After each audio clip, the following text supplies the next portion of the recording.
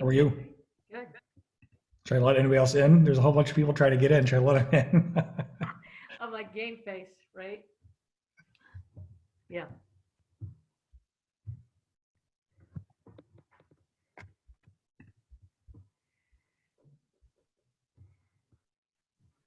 Hey, everybody.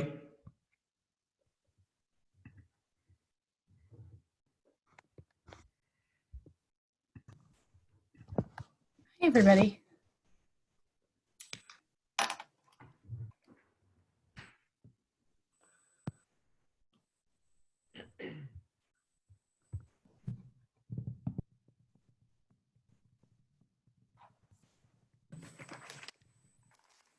Dave, how are you? Ellen? Good. Good. Surviving the Nice. lockdown.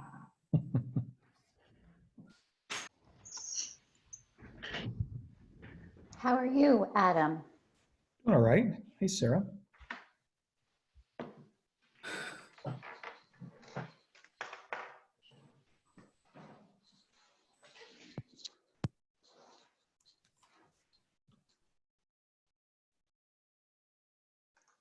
Hey, Adam, Yeah.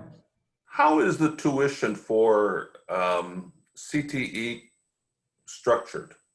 Do we pay by the student? Do we pay a fixed fee plus the student, or how does that work? It's by the student and it's prorated all the way down to the day. It's the number of times, not a number of times that student attends, but the number of days that they're enrolled. And I know this isn't a subject of the SAU, but we're before the SAU meeting, are we getting anything out of the CTE? I can't imagine you teaching hairdressing over the Zoom. They are doing, believe it or not, they are doing what they can. It's not, just like most of what we're doing, it's not great, but it's something. Can we back out of it next year? Yeah, we always have the ability to make adjustments. I'm just saying that it isn't satisfactory and it's going to be the same next year. You may want to think about letting kids take courses that'll contribute to the graduation credits rather than getting nothing out of it. Right.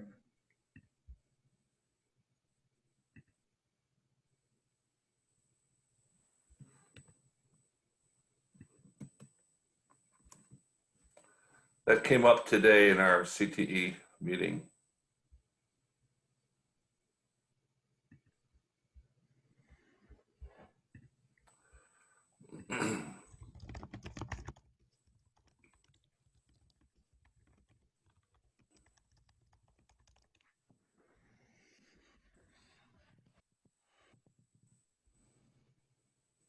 Scott, how are you?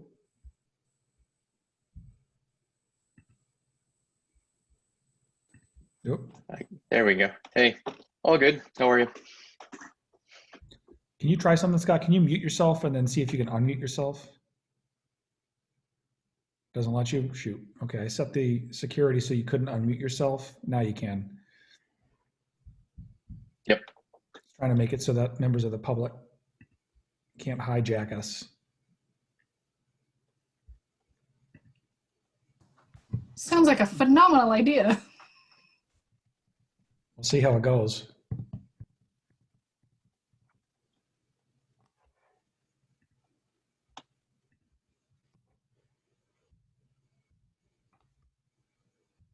Hey, Laura. Hey, Lisa. Lisa, I'm just going to stop your video since you're a member of the public.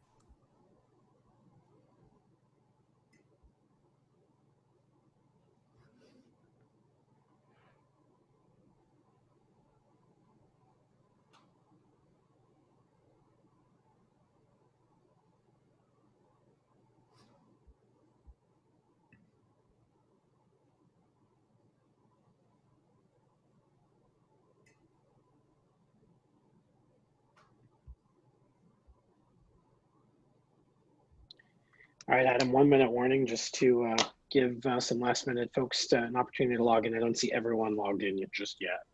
Very good. And we are live on Facebook already. Great.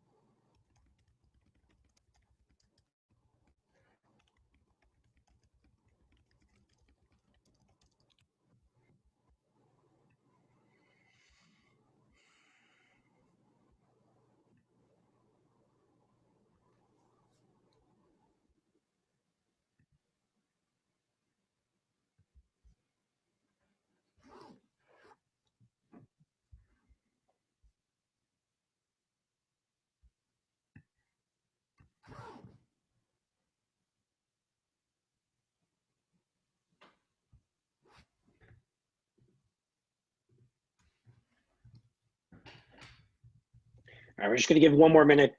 Pete Eckhoff is having some difficulties with the link. I want to give an opportunity to join from the beginning, if that's all right with you, Mr. Superintendent. Fine with me. Thank you, sir.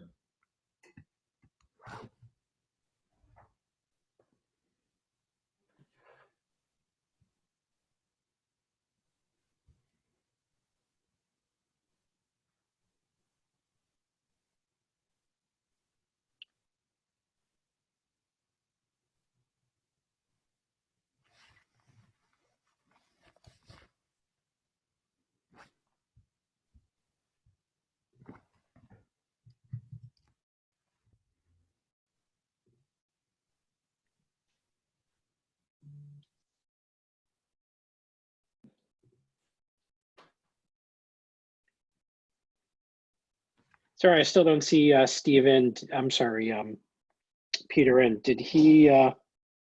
So I sent him the dial-in information, and I'm just Okay. texting him to see if he's had any luck. Okay. So he might have just joined on the phone. I think it was his phone number that just joined. Okay, great.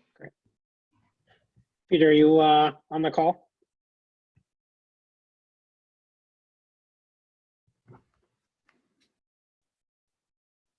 All right, we're going to get started. It's 6:05, and I'd like to call the SAU 39 board meeting on Monday, May the 11th, 2020 to order. And first of all, I want to thank obviously everyone for joining. And if I could just ask everyone to stay on mute. And like we did during our previous Zoom board meeting, if you'd like to ask a question or be recognized, just go ahead and actually shoot me a chat or raise your hand using the participant code. And then I'll go ahead and I'll select you. We'll try to go in the order in which folks raise their hands. But to begin, we're going to start off actually with individual board updates. And we're going to turn it over to the Amherst School Board with Ms. Kuzma. We haven't met since our last meeting. Okay. Awesome. We'll That's have a quick. ton to update next time, though. Awesome. Thank you. And then we're going to turn over to Hagen for Pim. Yeah, so same traffic. However, I would say that one of the things that I think we all kind of struggled with last week was the overall format. And I hope that this month's meeting goes a little bit smoother, but we'll see. We have an additional meeting scheduled later this week to handle additional topics that we were pressed for time in our last meeting. Perfect. Thanks, Pim. And Sarah with Mount Vernon. So we also have not met since the last meeting. We're meeting right after this one. So really no updates other than, we're here up the hill. Awesome. There's just one quick update that I wanted to pass on from the SAU board chair standpoint. Steve Coughlin, the vice chair, and myself had an opportunity to meet with new board members last week. And we also went through some of the behind the scenes processes, procedures, and really the function of the SAU board. It was a great session, and I think we all learned and shared a lot of content to the new board members and bringing them up to speed in terms of what we do and how we operate and the importance of this meeting specifically tonight. And some of the changes coming down the road from a consolidation standpoint or reconfiguration, as as some of our board members believe it is. One of the things that came out of that conversation were mentorship. Josh had sent a really nice email to myself and to Adam a couple weeks back, just looking to potentially get some ongoing guidance from current board members. And so the thought is that we would really solicit 3 mentors from across the SAU, one person from Mount Vernon, one person from Amherst, and one person from the Hagen board, to help our new board members as time goes on, whether it be during the summer, whether it be in the fall, all the way through our final meeting of the year, which would be next spring. So if I can ask fellow board members, if you're willing to serve in that capacity, just to serve as a mentor to our new board members, shoot me an email tonight, right now, if you wanted to, just to help facilitate. We're gonna do a cross board mentors. So somebody from Mount Vernon could potentially assist somebody on the Hagen board. Somebody from Amherst can assist somebody on the Mount Vernon board, and so Hagen can assist somebody on the Amherst board. So I just feel it's a good way to sort of help the new board members. I know when I first joined, I found the SAU process to be a little bit more challenging than my local board. So I feel that this is a good spot to help our new board members. So shoot me an email with that, and we'll go ahead and we'll try to match it up as best we possibly can. So next we're going to go to the principal's report, and we'll start off actually with the Mount Vernon Village School principal. I'm not sure I've seen John join quite yet. Okay, we'll come back to Mount Vernon, and we'll do Clark Wilkins' principal's report. Great. Hi, welcome this evening, Anna Parrill, Clark Wilkins principal. So I would say some of the highlights that I just wanted to go over and to echo, since we've been in the remote situation, what Adam has asked of us, and I think that the staff has done a yeoman's effort of relationships, giving kids that sense of continuity in relationships, and continuing to move us forward. I think some of the highlights in that we have done, definitely in the social capacity. We just continue to have our golden spatula luncheons in order to engage all kids. Having 100+ kids join you for a lunch for 30 minutes is quite entertaining and fun. We also had our reverse teachers parade last week, and I know several of you were there. Adam was there. That went on for a solid hour, and I would say we had over 300 cars come through, and just a great opportunity for us to show our appreciation and be able to see the students. We've also started our student placement process with some different thoughts and parent opportunities to give feedback, as we won't be pursuing that in the normal way in this virtual situation. So that is ongoing right now. We continue to meet with the staff to talk about placement, to talk about next year, and for us to be continuing the conversation about meeting the students' needs now and in the future. So, Bethany is coming to the 4th grade in the morning meetings, for the 4th graders, and they're very excited. Thank you to the PTA. The PTA has provided a nice gift for our 4th graders, and I believe all of our 4th grade teachers are out and about delivering those. But I just have to end by saying, I know that you all know it, but the staff has just been unbelievable, and just continue to be more and more impressed with what they do and how they're reaching out and making those connections, not only with the students, but with the parents. So just, again, thank you. It was Teacher Appreciation last week, and, can't say enough about the Clark Wilkins staff.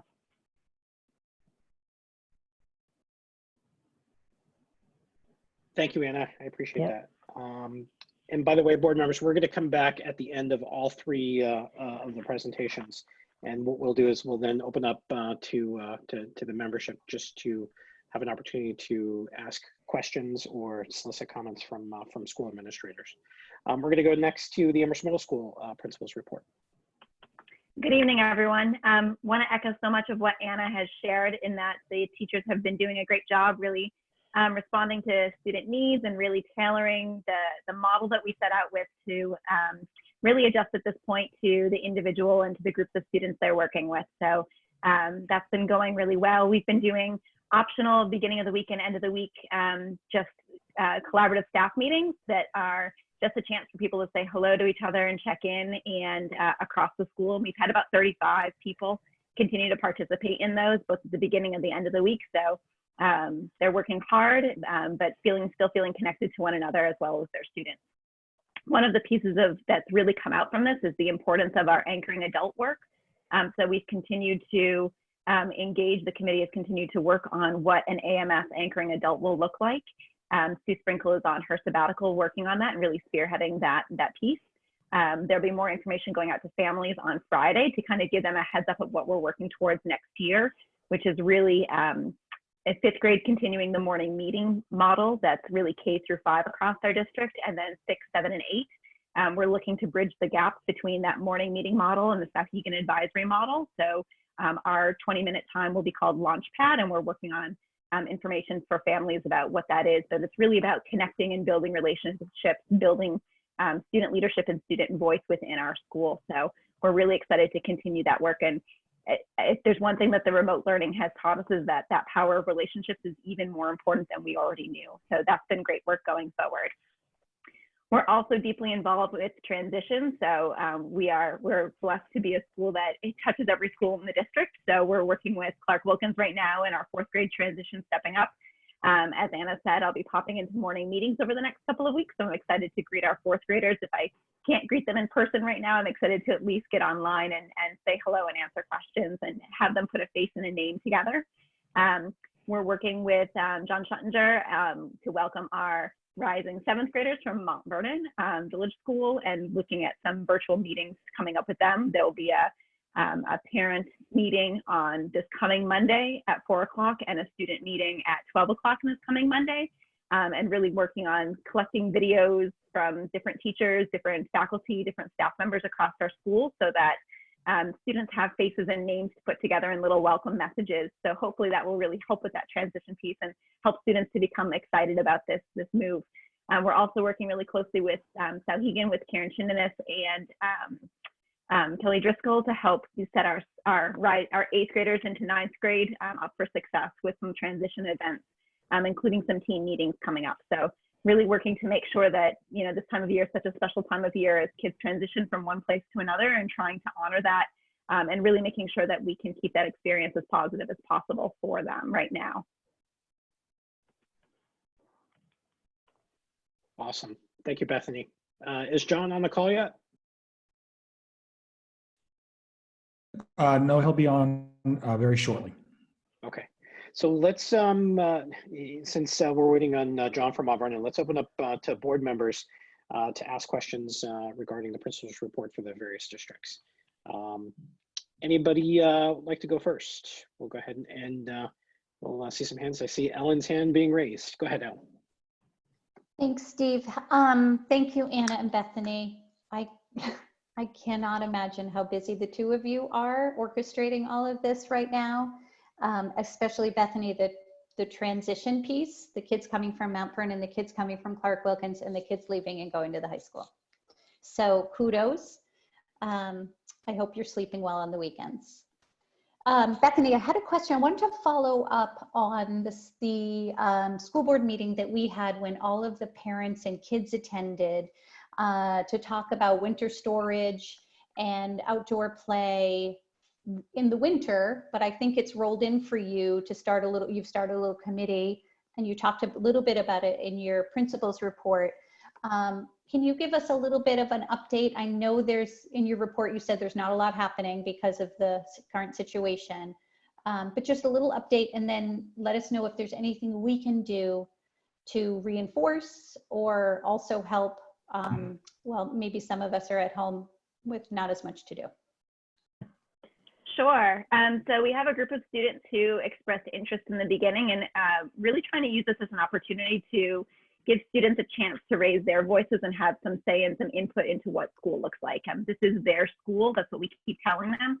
So it's really important to us that they have a voice in shaping what the culture and what opportunities are available in the school for them. So we have a group of students right now, mostly 5th and 6th graders, who've met a few times and who've been continuing the work online with Dana Giampaolo right now to help frame what kinds of opportunities they want to see offered.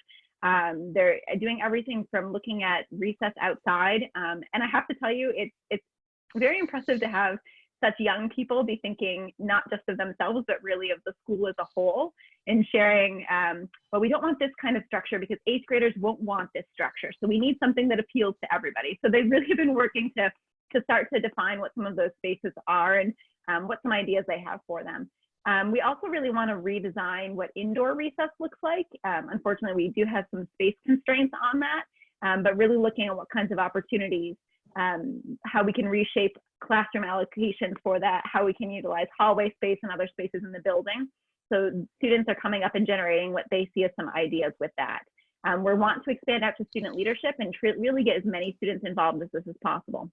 A big step forward for us too will be in conjunction with the Amherst PTA, we'll be building an outside classroom. So we already have a stage outside and some of those types of areas, but this will be an outdoor pavilion, which will have seating for up to 30 students. We know that that's not really in our foreseeable future, but we'll have space that can house an entire class. And looking at designing the tables and spaces out there to have games and some different opportunities for students at recess. So while some students may want to be engaged in physical activity, it also offers another positive social space for students. And also looking at how we might leverage the space during lunches as maybe a positive outcome for students or one of their choices for winning one of our SOAR awards or those sorts of things. So we're still really in that brainstorming and building process, really gathering student voice in that. But we'll be looking going forward into the next school year to start implementing some of those different pieces and different options for kids. Okay, good. And to keeping in mind in terms of, I know storage is a huge issue. And when you and I were walking around the building with a few of the other people, I had it in my head, you know, when all those kids were there and I was picturing all those snow pants and boots. I mean, storage everywhere is an issue, right? At home, at school. So, you know, don't let those students know that they can reach out to the school board to voice, you know, to continue that conversation with us. So many were empowered to get up and speak and draw little cabinets that we could potentially house things in. So I just want to make sure we followed up on that and made sure those kids and those parents knew that we were still thinking about it. Yep, I actually specifically brought that group of students in and had a meeting with them where we went and walked through different parts of the building and took a look at things where they actually, you know, I didn't want to put any limitations on them to start with, right? Because I think it was important for them to kind of look at the problem holistically themselves. And they started to come up with what they foresaw, some of the limitations. We took a hard look at the schedule and what they thought and really started to brainstorm maybe what some different alternatives might be to our storage issues and things like that as well. So I have definitely touched base with them and they have been woven into now this larger recess conversation. And we would welcome any students that want to be a part of that. Thank you. Great. Any other questions? I have a couple. Anna. Yes. I'm hoping that my information doesn't bounce around at all, but Anna, if we could go back, I like a lot of the information you've been putting on your reports, but there's some that we've asked for historically that kind of fell off. So if you could kind of go back and add some of those, including the enrollment trends for each grade month to month,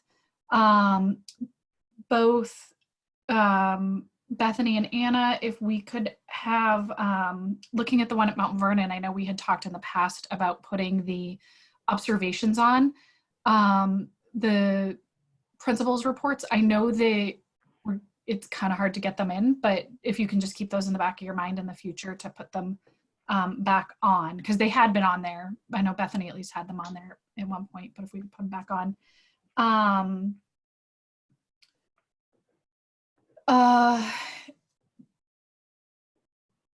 Bethany, the launch pad, that sounds really cool. I like, experiencing what's been happening so far with the virtual learning with that.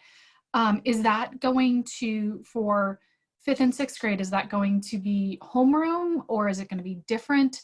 Is this going to be we've been using the term anchoring adult. So is this going to be an anchoring adult that is going to follow them over a few years, or is this just each year it's going to be a different person?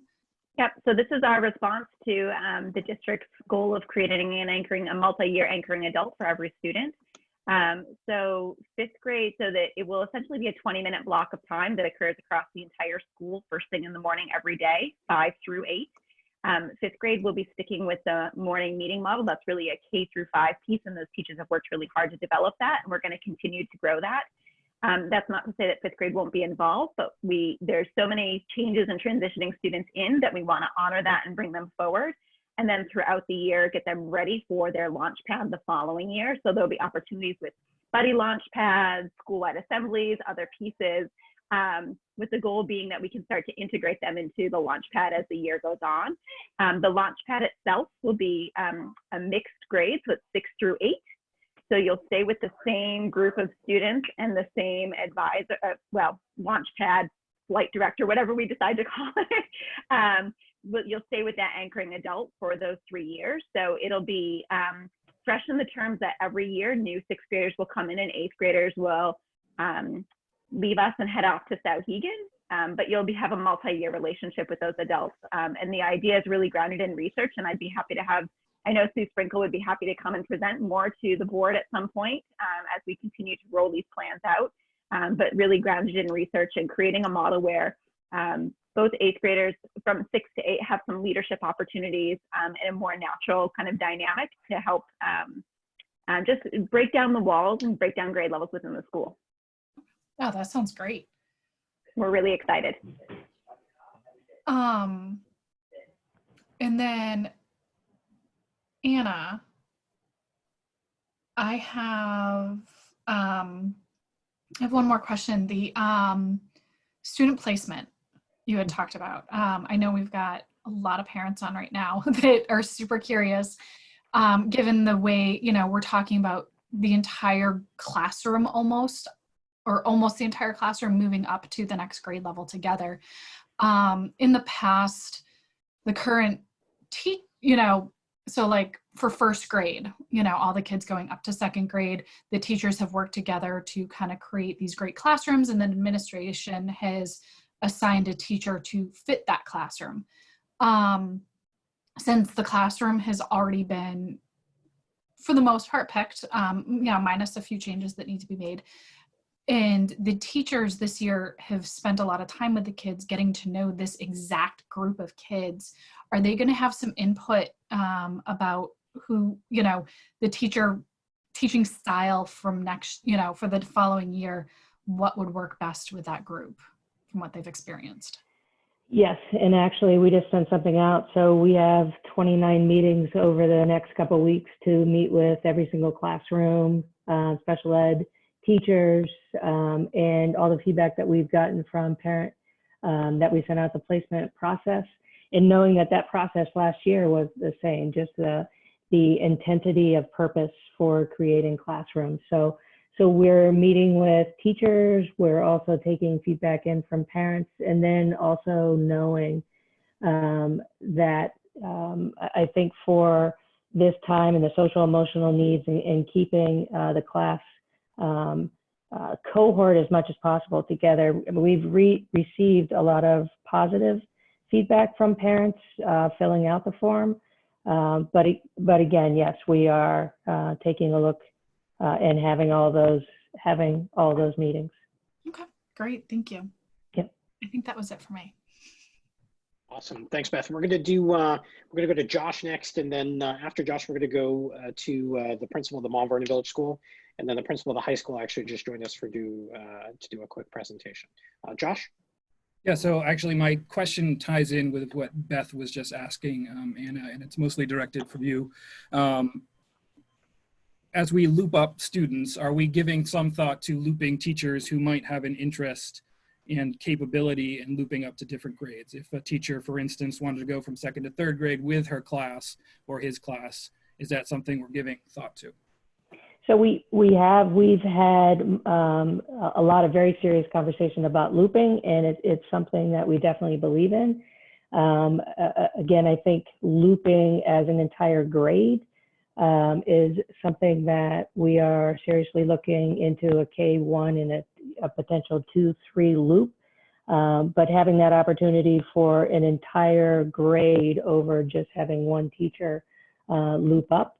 I think the other piece is kind of taking a look at as a whole, and we had the opportunity to hire some new teachers and taking a look at Clark Wilkins as a whole and the teacher placement process and getting all of those moves in place. So we have had some very intense conversations over the last month. So where we are right now is with the students, and then we are doing some teacher placement, teacher shifts, also knowing that 3rd grade going into 4th, we already need to make a teacher move. And in 1st grade, we don't need 7 teachers, only 6. So I think we have been big picture,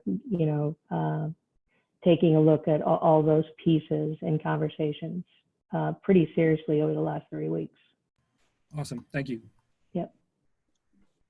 Great. Thanks, Josh. We're going to go to John Schuttinger, the Mount Vernon report. Good evening. Sorry to be a little delayed. So just looking at the report, a couple things to highlight that I want to note for Mount Vernon. Is a huge thank you to the work that was created around creating the days and times for staff to re-enter the building. So thanks to Michelle Croto and Christine Lamborn for their work. They definitely made it easier of a transition for staff to get back in to receive some of their materials, knowing that we were going to now go to the end of the school year. So we appreciated that greatly.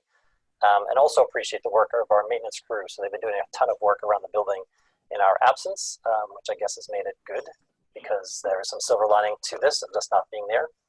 But again, we just wanted to attribute a lot of the work that they've been doing. Any questions from the board on the report? John, we're going to actually hold off on questions until after Bill does the high school report, and then we'll open it back up. Got it. Thank you. Anything else, John? That's all I have. Okay. Thanks, Bill. Okay. Hi, everyone. Good to see everybody. I'm just going to run through just some of the highlights. It's a lengthy principal's report, but I want to begin with saying it. We went through Teacher Appreciation Week, not the typical Teacher Appreciation Week. However, I want to focus on the amazing contributions that our teachers have made during this remote learning experience. They really have stepped up, not just our teachers, but our paraprofessionals and all of those staff that have supported our kids going forward. So I want to make a shout out to all of them for the great work that they've been doing, as well as our school nurses, because it was also, we had Nurses Appreciation Day as well. And I want to point out that our nurse, Denise, has been really connected to all that we're doing. With respect to remote learning and any updates on remote learning, some cool stuff going on very quickly. Just give you some examples. Sue Downer's chemistry class, kitchen chemistry. So we're doing some of those things at home in the kitchens, and Sue is leading those. Tom Sawyer's American Studies class, studying World War II, asking for someone's grandfather to be part of an experience to discuss World War II memories and so forth. Julianne Mueller Northcott's environmental science class, been sharing videos of their class using something called Flipgrid, about the actions they undertook to honor Earth Day. In pottery, in our art department, Martha Reeves conducted a live demonstration on how to make paper vessels, and students had a variety of choices on how to do that. In my report, you can see some of the pictures that we've included in it. In Liz Goslin's Digital Photography 2 class, students ventured outdoors to take photographs of the first sign of springs. What a nice what a nice opportunity for our kids to get outside and do something related to curriculum.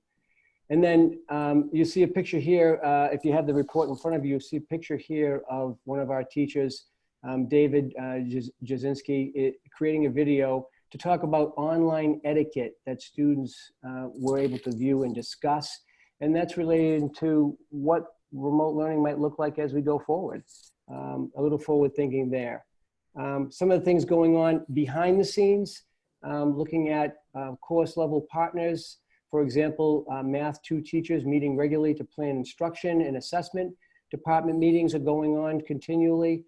Learning specialists and paraprofessionals being embedded in the curriculum in the day-to-day with kids. Really doing some great work there. Instructional coaches attending classes to act as additional instructional support and meeting one-on-one with students to help support those students to work on competence recovery and so forth. Our student support team, SST as we call it, meeting frequently, weekly really, to talk about kids that are struggling, that are in need, and reaching out to not only kids, but to their parents as well to try and make sure they're engaged. And not to forget the leadership team meeting daily. We discuss, we anticipate, we address staff issues and student needs that are occurring in the remote environment. And in addition to that, we're doing all the other things that need to happen, like hiring new staff going forward. We're in the throes of AP testing. So AP testing happening at home for kids.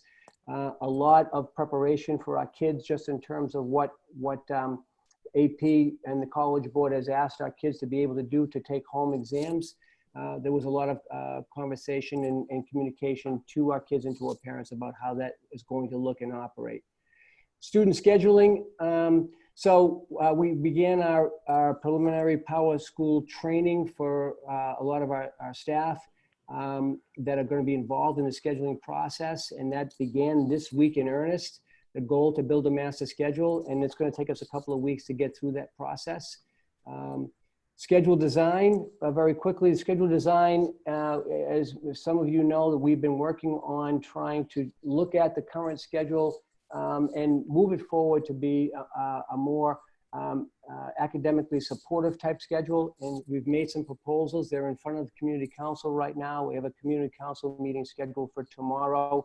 We anticipate a vote by community council happening tomorrow. And hopefully we'll be able to have some direction going forward from there.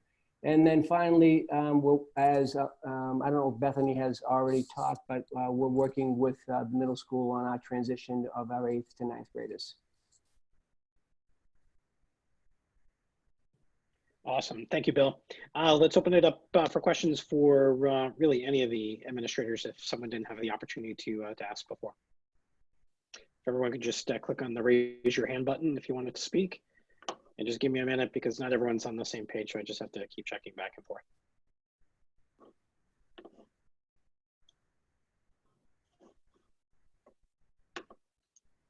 All right, seeing none, I'm gonna take an opportunity to ask our principal, Mr. Schuttinger, a couple of questions. It wouldn't be a Mount Vernon meeting without me piping in. Number one, hearing all the good stuff about Launchpad, what plans are we gonna be doing in Mount Vernon to successfully transition those kids over to the 7th grade using the same process and concept? Well, actually, we've already started, Steve. In the process, what we typically do for our transition is that we set up a schedule, a calendar ahead of time, which we did way back in January, and sadly that changed. So what we started doing initially is that we started reverting all that to what we could do online. So at this point, we have some plans that are yet to be hammered out. One in particular, I'll save to the last. But at this time to date, so far, students have already had their course selection process happen, in which we had a Zoom session with the athletics and activities person and both music, band and chorus people, as well as foreign language. So that was all moderated through our counselor and their counselor. So Valerie Robinson and Dan Farina had set that up. We also have already planned in the schedule to do the typical meeting with Bethany Bernasconi. So Dr. Bernasconi will typically attend Mount Vernon Village School and speak with the students during the day and come back for a follow-up in the evening with the families. that'll be happening on May 18th. So we are now a week away from that event. At noontime, we will meet with the students via, again, video conference. And then that evening, actually early evening, 4 o'clock, we'll be meeting with all the families. We're doing it a little bit earlier because actually 6th grade has done a great job in our building of actually having a weekly meeting since the first week of remote learning. So they've been in touch with their families every single week and keeping the communication lines very open. I think it's very impressive that they took that upon themselves and kept great communication open, not just what's happening now, but also allowing us to address some of the concerns or thoughts about transitioning to the middle school. I'd say last but not least, typically, again, we've had a great day and experience for our students to be able to do a shadow day where they literally are matched up with a student from the middle school and spend the time going through their schedule. In fact, last year we made such a change so that students literally drove the bus, or not drove, sorry, rode the bus with all the students from Mount Vernon to the facility to be able to see with the experience the complete process from early wake up to early dismissal compared to the elementary days. And then we met with them the next day. We had staff in the building just for their comfort and knowledge and be able to access, but otherwise they had a fantastic day. And sadly, that won't happen this year. However, I'm proposing a Where is Mr. Schuttinger live Zoom session with our students, if given permission to be able to walk around the building, myself, of course, masked and possibly gloved, to walk around the building and give them a video tour of the building for those students who may not have ever been there, and at least to maybe pick out where I am in the building if they recognize my surroundings.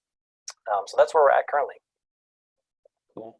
Thank you. And when we take a look at the stuff that's going on inside our building now, what are some of the custodial staff doing in terms of preparing for summer? Obviously, no one's coming back or returning for the rest of the school year. Are we getting a head start on the floor stripping and stuff like that and the maintenance? We are actually. I'm concerned a little bit because I would love for staff to be able to access the building and start packing up, which I'm sure we'll talk about soon as a leadership group. But I know right now, in contact with Eric Bolden, our head custodian, that he's already started the work in some of the rooms, as well as painting has already been done. And you expressed in the previous meeting they've already worked outside. So there's a number of tasks that they would have waited for several months from now that now have been accomplished. And as I said, presently they are starting to get to the floors in some of the rooms.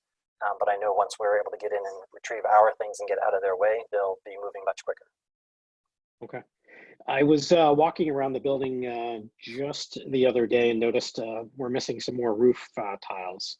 So if you can make sure that maintenance keeps an eye on that, especially over the alcove to the backside of the gym, those tiles are completely worn out, and then over the 6th grade wing. So I know we're getting towards that roof time, but just make sure that somebody stays on top of that.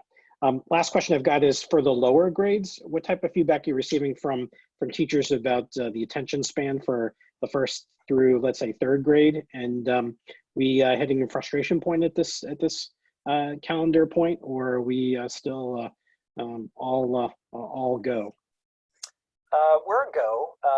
However, there have been dips in the engagement and motivation. Of course, it's getting, well, maybe not typical to the past few days of weather, but it's getting nicer out. So obviously we're challenged by their distraction to being outside instead of inside, though they can't go very far. But knowing that it's just one more day, as adults will, I'm sure, easily tell you, as you may be feeling yourself, it's another day of being out of the screen and enduring a day of education in a way that I'm not typically exposed to. So it's losing its, if it hasn't lost it already, its newness and fun aspect of it. It's been a challenge. Are you checking in with those teachers pretty frequently as an administrator, obviously for their mental health? We are. We get together. We get together as a team every Tuesday, and then I meet with individual teams throughout the course of the week. That's including all individuals. The only person I haven't been in steady contact with actually is with regularity of every week is Mr. Bolden, but otherwise I'm still keeping tabs with him throughout. And actually for staff morale, I can't give too much away, but let's just say that a couple of our staff members and myself have started a little fun outside of school, and we're keeping social distance and safe, but you'll find out soon enough what that is, but it's been fun to do. Cool, thank you. Stephanie Grund. Yeah, a couple questions for Bill. So I know with the new student schedule and you're working on the master schedule and everything, students finding out about their classes, is it going to be delayed this summer because of all this timing? Or are they going to find out again, was it end of July? Is that what timing usually is? The unknown right now is how long it's going to take us to work through Power School. So we're using a new student information system, and we're going to be creating the schedule in that system. That had been delayed a bit because of data that needed to be massaged in our MMS and then moved over and put into the new student information system. And then there's a training schedule that is in place. So depending upon how well that training of new staff go and that movement, I do believe we're probably two weeks later than we typically might have been. So I would suspect that in and around, give or take a couple of 2 weeks to 3 weeks, we'll have student schedules to kids. Okay.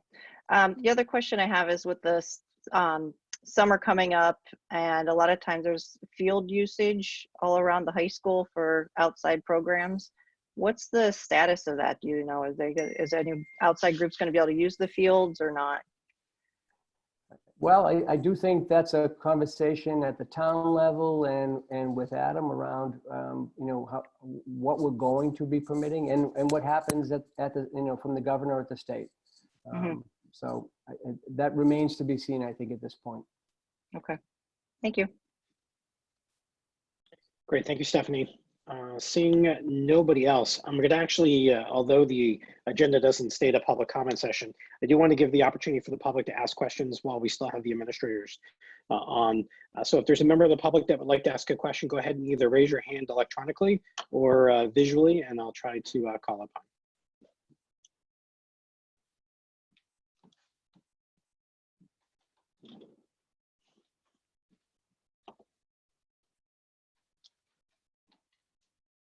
Great, seeing none, let's move forward, and we are going to now receive an update from the Joint Facilities Committee.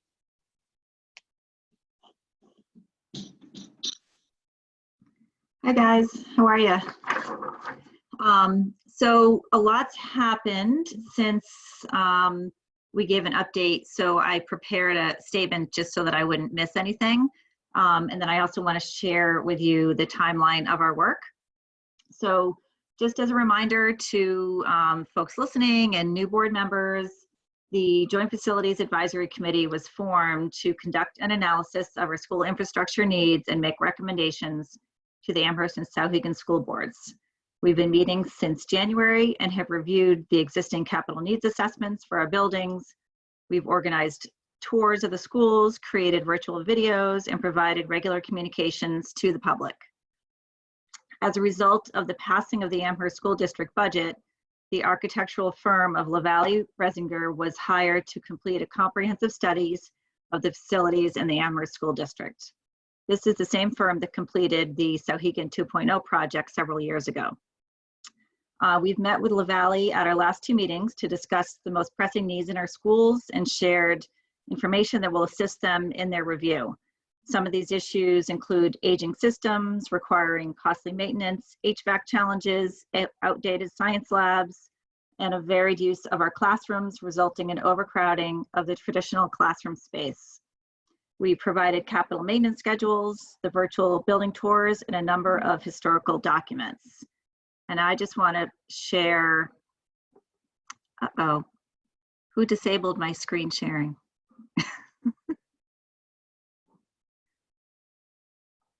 Hold tight. I can do it now? Okay. All right. Hang on. Can you see that? Stephen, can you give me a thumbs up? Okay, great. So a detailed process timeline was created with LaValle and to help inform the public of the steps moving forward. The timeline on your screen is just an overview of that work. And we're sharing out this timeline with the community via the Amherst Citizen and social media. So as indicated in this timeline, LaValle Bresinger has begun their work by doing an analysis of the existing condition of the buildings in the Amherst School District and reviewing the enrollment data that was recently completed by Steve Frates for the SAU most recently. This data will be used to begin space programming by grade level, which in turn will inform our facilities needs. The joint facilities will be meeting again on May 21st and will receive a report from LaValle Bresinger on their progress to date. And in addition, at that meeting, we will be doing a deep dive into Sauhegan 2.0 so that we can get a better understanding of the scope of work presented in that plan and thus be better able to make recommendations for the work to be completed. This process will then continue, as you can see, moving on through the next few months by engaging school leaders, educators, parents, and community members. Interviews with staff are scheduled to begin shortly. Adam might have an update on a specific date. And just to reiterate, as a committee, we are very committed to keeping the public informed of our progress and our findings, and plan to utilize technology to allow residents to provide feedback in many ways while we protect the health and safety of our community. So I'd like to open up any questions that folks might have, and I just have to get rid of this, right? So I can see you all. Or you could raise your hand virtually, maybe. If there's any questions.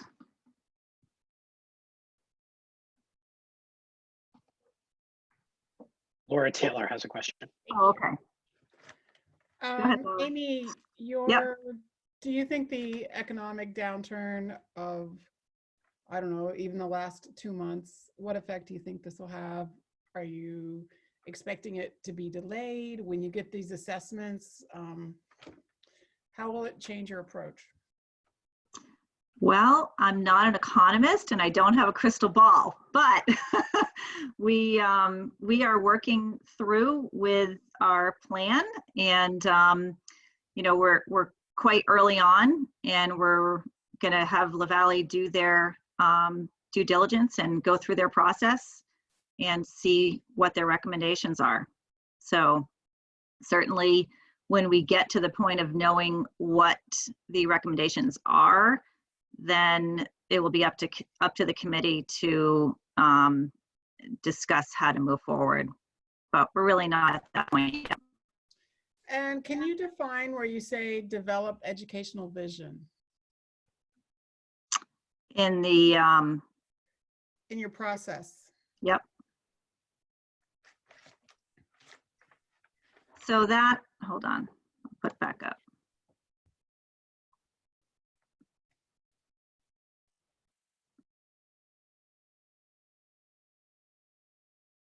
Can you guys see it?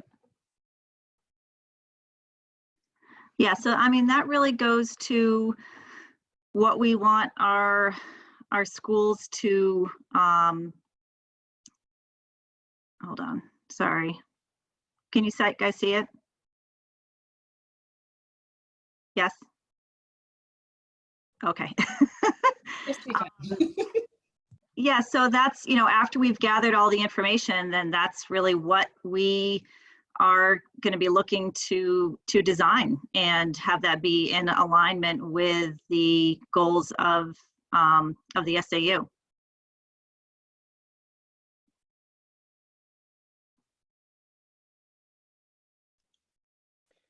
Thank you, Laura.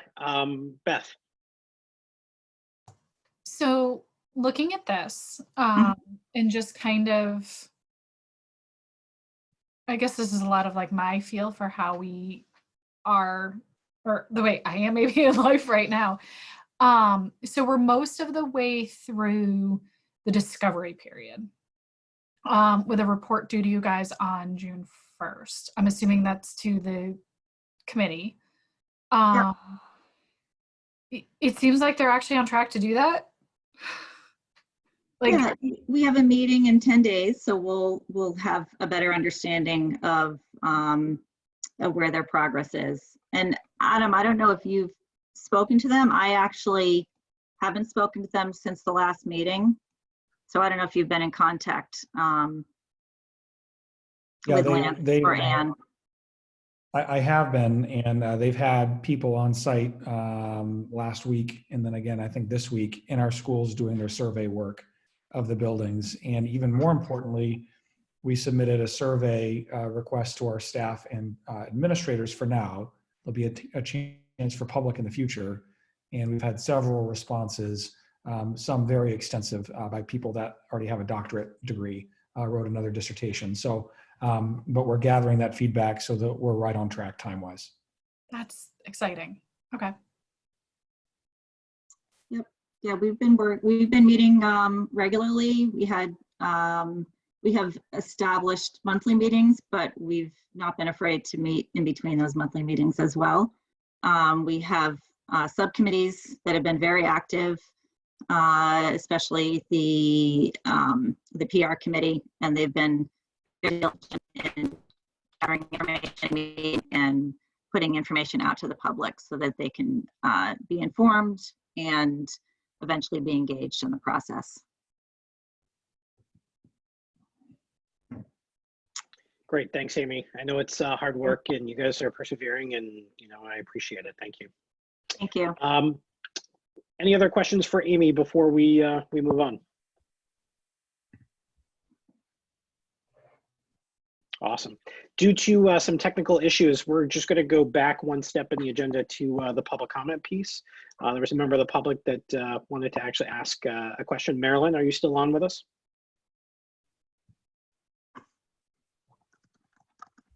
I am, but my question has been answered, so we're all set. Great. Thank you, Marilyn. Sorry for that inconvenience. Thank you. And Beth, okay. there was something that you wanted to mention in public comment as well. Sorry. Yes. So I actually got an email that I was asked to read during public comment as the chair of this board. So give me just a second while I open it up. So I had it open, and then I was looking at the chart that Amy just showed. All right, so this is kind of directed towards the Amherst board. However, it affects all students in the SAU, so I thought I would really share it here. Dear Amherst School Board members, we wish the following letter to be read into the meeting minutes at the next school board meeting. We are concerned about the short and long-term consequences of the decisions to end our school year on May 29th. In the short term, we are concerned that we have already lost a lot of instructional time during the school year, yet the school district made the decision compound this problem by ending the school year 10 days earlier than originally planned. If there were plans to provide more instructional time over the summer or to increase the instructional time next year to compensate for the losses, it would be easier to be on board with ending so soon. However, there has not been clear communication at this time that we intend to make instructional time up in the future. We acknowledge that these are unprecedented times, and remote learning has been a new and sometimes stressful challenge for teachers and students alike. We are impressed with the perseverance the teachers have shown with the new and sudden change teachers have had to make in the face of remote instruction. We are very thankful for the fact that our children can learn remotely, at least during this time. However, when so much instructional time has already been lost, it is disappointing to see our school year ending so early, especially when noting that many neighboring districts are not following this pattern. Additionally, we are concerned for the long term because this recent decision reflects an unfortunate pattern in our school district. It seems that in Amherst, there seem to be reasons to constantly shorten instructional time in the calendar. Even in the normal school year, has the school board ever counted the number of full 5-day weeks that occur in our school year without interruption? We hope someone could tell us how many full 5-day weeks we've had over the last couple years with our planned late starts on Tuesdays once a month, and our quickness at calling 2-hour delays and snow day cancellations compared to our neighboring districts. We are shorting the instructional time of our students at an alarming rate. We are concerned this May 29th decision is just part of this pattern allowed by the school board of frequently shortening the school year.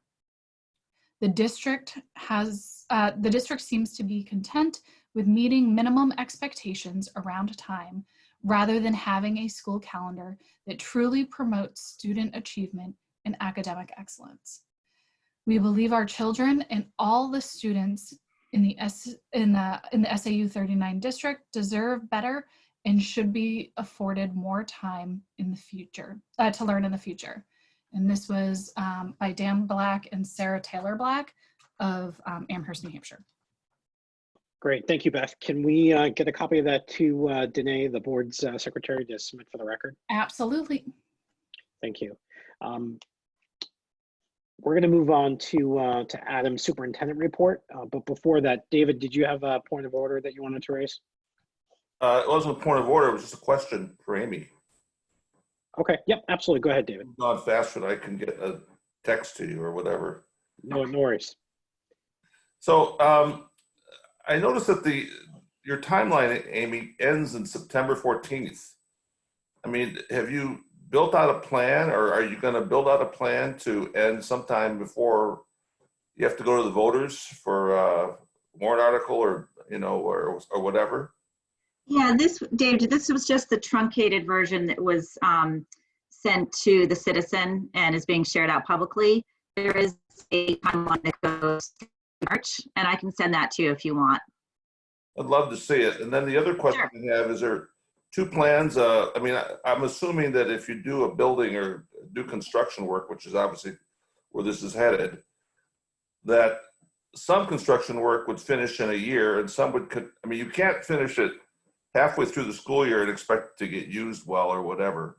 So I'm assuming that it's either, your timeframes are either 1 year or 2 years or 3 years. Have you at some point organized or gotten the architects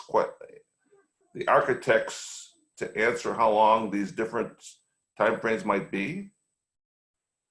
So we don't, yeah, I mean, we don't know what the scope is going to be yet, but it would be dependent on that. And you something to add?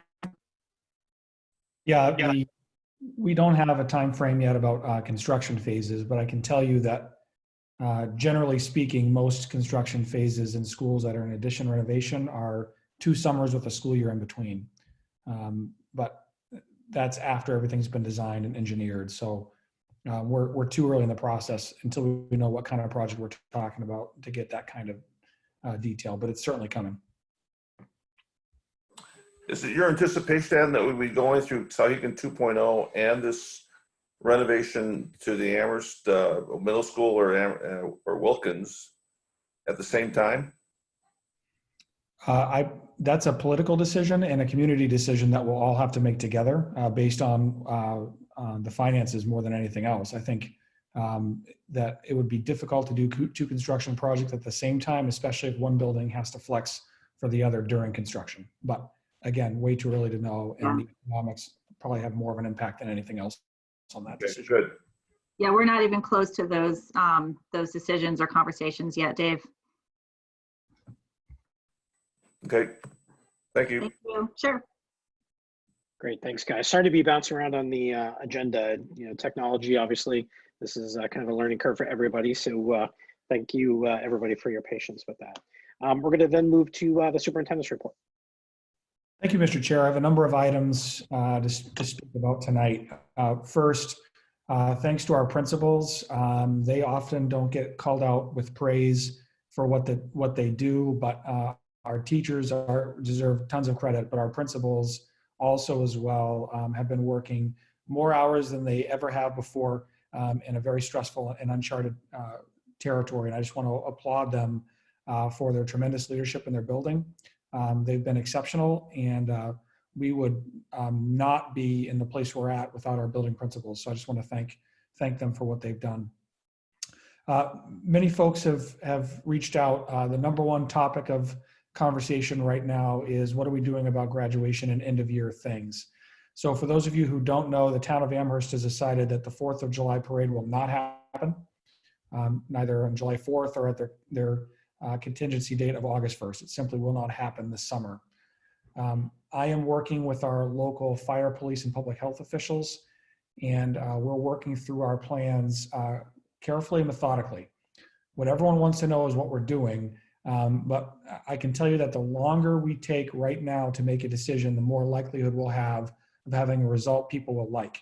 Because as the data changes, we're getting closer to the point where we can make good decisions. So we're looking at a range of contingency plans for end of year items.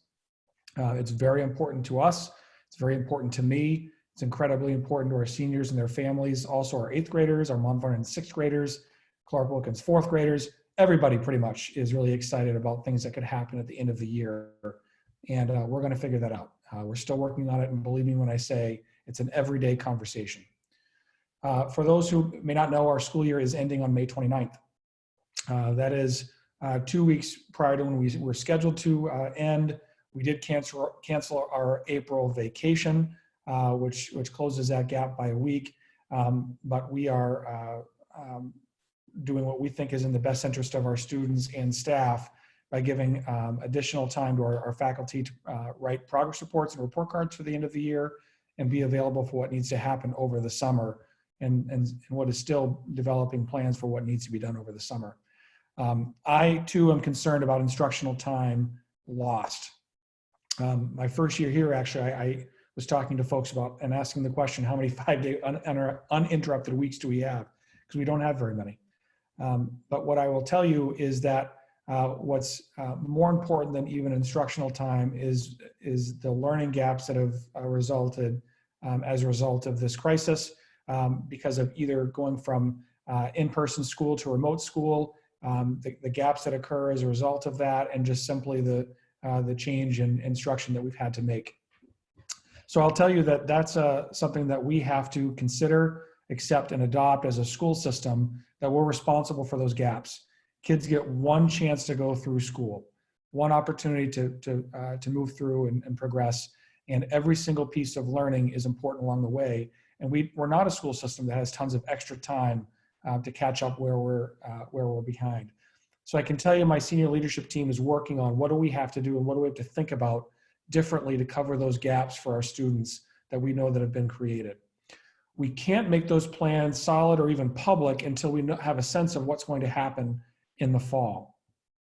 I want to tell you as the public that I am more hopeful than anybody that we will start our school year on time and in school.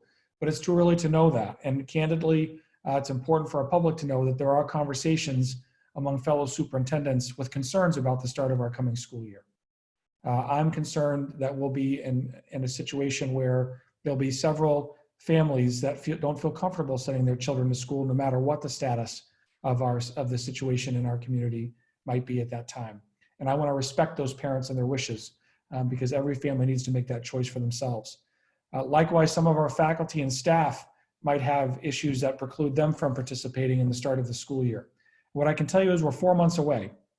In early May, we've got about 4 months, 3.5 months until our school year is set to begin in the fall. And we're going to use that time to understand the situation, to confer with our state leaders and make a good educated decision for our communities about what we're doing with our school year. I want to reiterate how important it is that as a community, we continue to engage in conversation, bring opinions forward, and provide insight to me, because I find it tremendously helpful in engaging where the public's at with this crisis, because this is a local issue more than anything else that we all have to decide together. So that's end of year and summer. I want to highlight that our summer plans are beyond the ending this school year. They also include those things I mentioned. What opportunities might we consider to close gaps for students this coming year? Meg Beauchamp is on. I'd like you Meg, to spend a minute talking about our extended school year program for students with IEPs who need extra time in the summer. Meg? Hi, thanks, Adam. Good evening, everybody. As Adam said, we've been trying to align with the Department of Education and the governor in terms of the decisions that we make around how we are going to move forward, in particular for myself with extended school year opportunities for our children.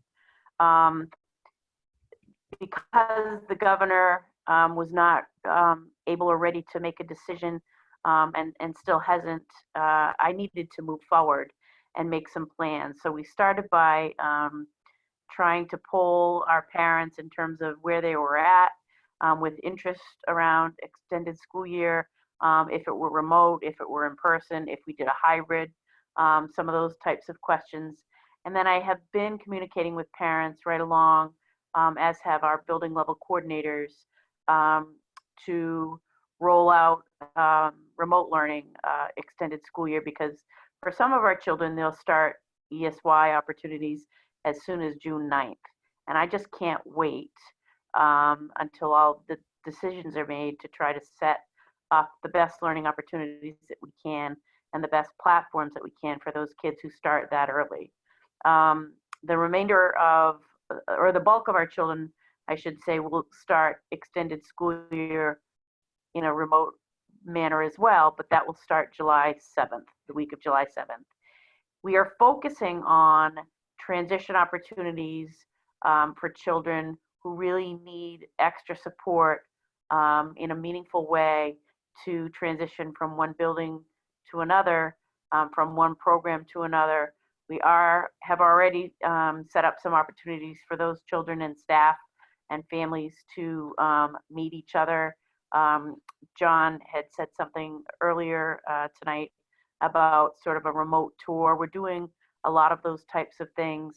And then our focus would be, if we are able to ever get back into our buildings this summer, would be to focus on very small groups of children to provide meaningful opportunities for them just to acclimate to new buildings, new programs, and their new staff.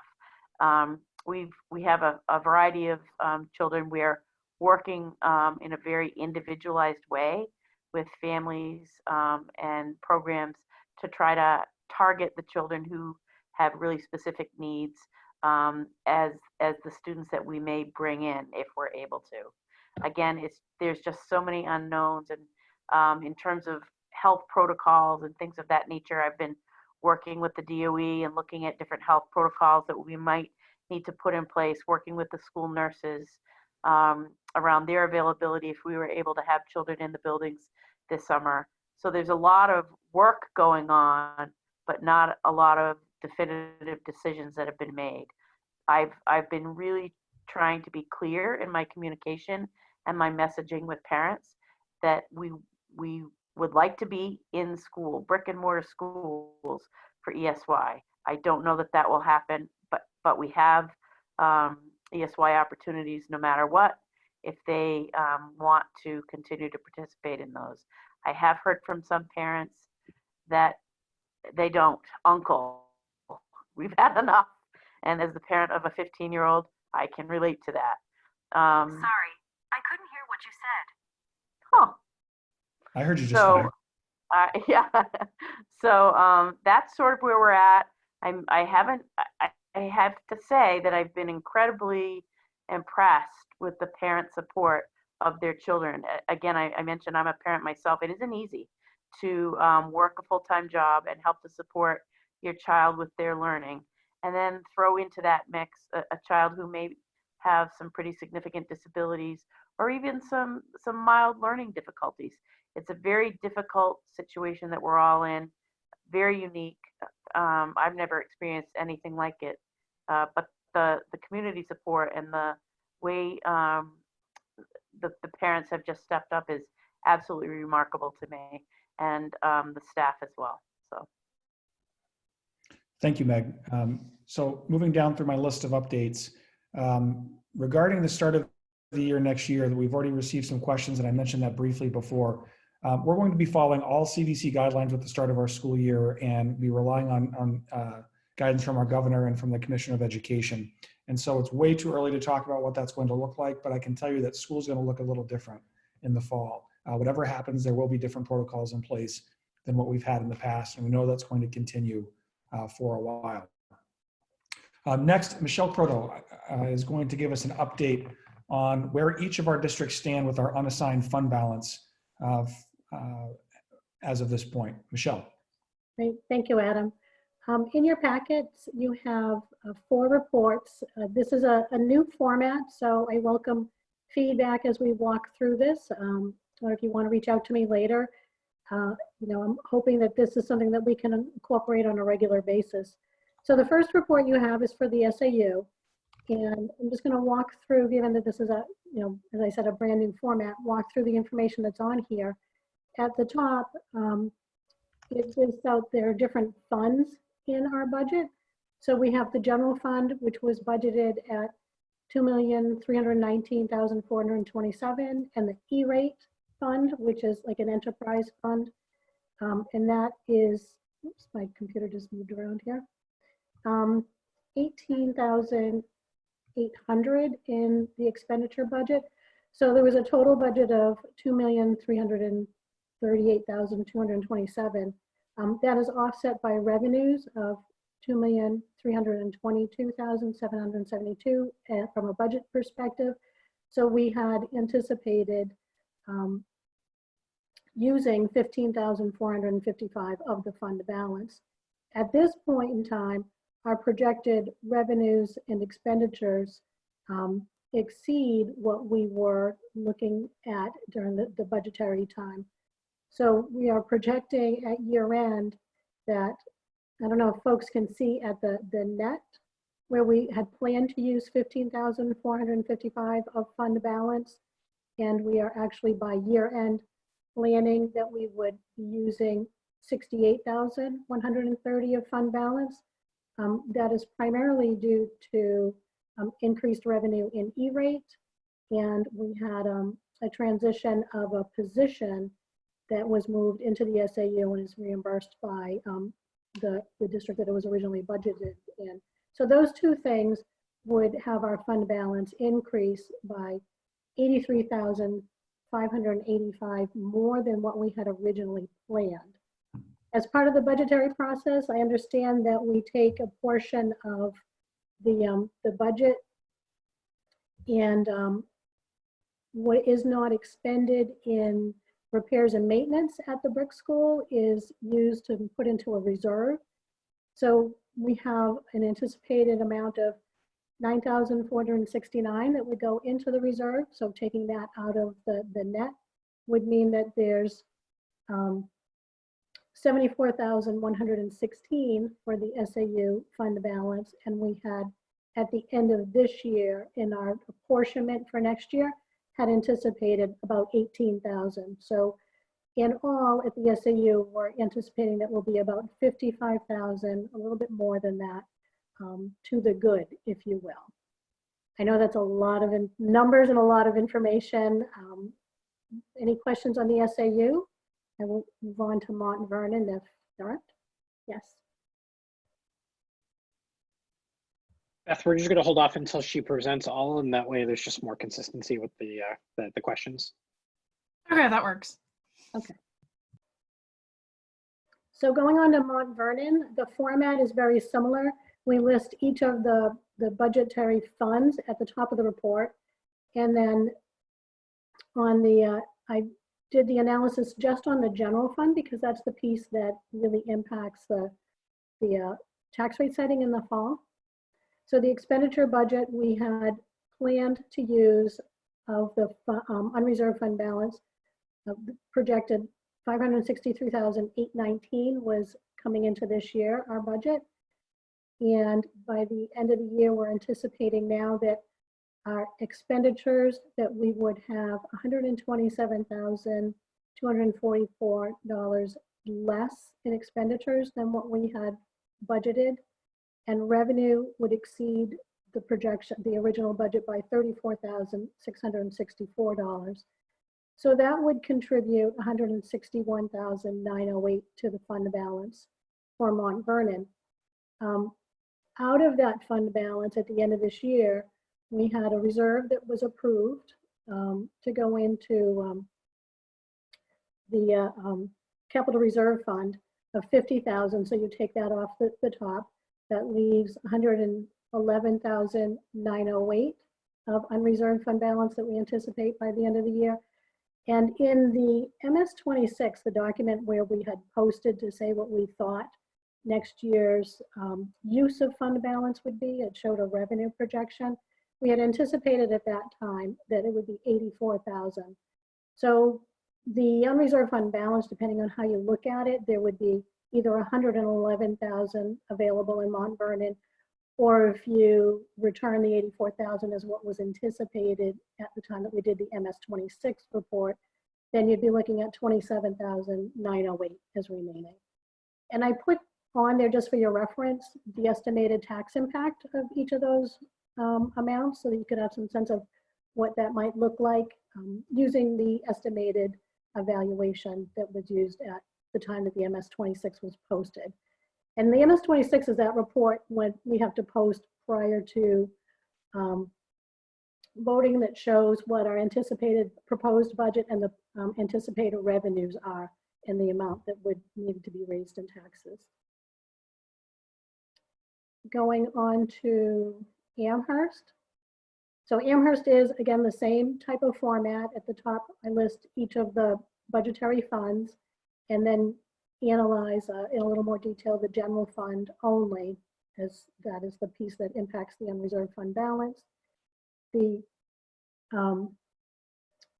difference between the expenditure at year end that we anticipate and the budget, 856,000 contributing to the fund balance, and revenues of 615,000 contributing to the fund balance. That's 1.4, almost 1.8 million that we anticipate at the end of the year. That's revenue that was projected on the MS-26 was 700,000. So we had projected the majority of the unreserved fund balance to be available through revenue and had not anticipated much through expenses at that time. We have had some in Amherst. The majority of the expenses are savings or reductions in wages and benefits. The bus credit is included in there, and reduction in supplies as well. Those are the larger items. So if you take out the 700,000 that was projected on the MS-26, then that leaves about 771,000 that would be the balance.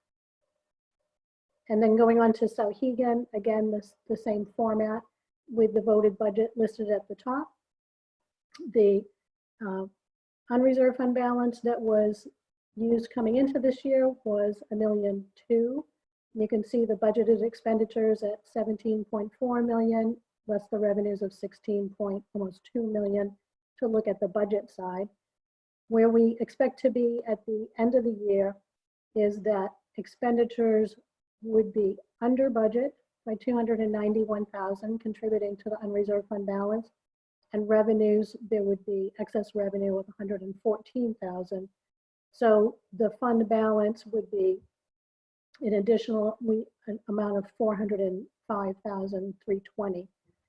At the time that we did the MS-26, we were anticipating 400,000 to go to the fund balance. So the difference there is a small amount, 5,320. And in using unreserved fund balance, even though there's 405,000 of unreserved fund balance that we're anticipating, the only amount that could be used toward projects is up to the cap of the expenditure budget. So if you look at that report, that would be 291,319. Again, some of the reductions of expenditures there are health insurance, the bus credit, out-of-district tuition and supplies. And in each district, some of the revenue items that contributed to the excess revenue were CAD aid that came in higher than anticipated, and some Medicaid funding. So that's the primary impact there. Each of the districts also does include an estimated loss in the food service program. The food service program is a federal program and cannot have a negative fund balance, and we will experience a significant loss this year, which we were on target to have a stellar year. The programs were really doing awesome. And obviously there's, in 2 of the districts, no revenue to offset some of those expenses. So there are significant losses in each district for food service that are projected to be supported by the general fund, as is required by the regulations. So. Thank you, Michelle. Great. Mr. Chair, do you want me to finish my superintendent's report or pause there for questions? Let's actually just do a couple of questions, being that we're talking about the financials now and they're front of mind. Peter, do we want to hold off until after, or would you like to ask your question now? Hold off. Perfect. Beth? I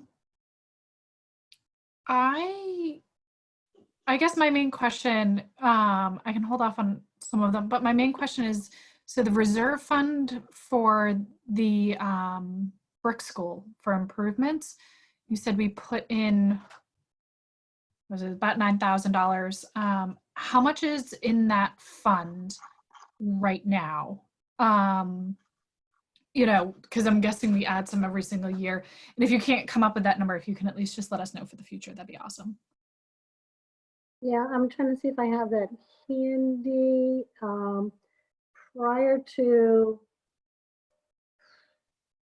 it looks like 16,000, but I'll need to confirm that. Okay, thank you. Great, Stephanie?